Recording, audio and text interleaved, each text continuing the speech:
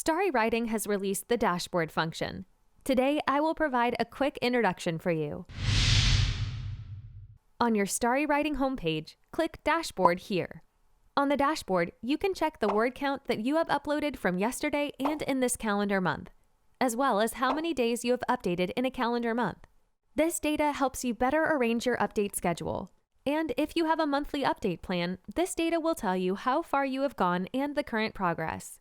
However, please notice this is calculated based on all the stories you have published, and the time calculations are based on UTC plus 0.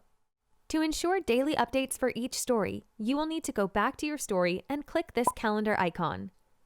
If you want to check the latest data of reads, followers, and comments, you can click anywhere to enlarge this section.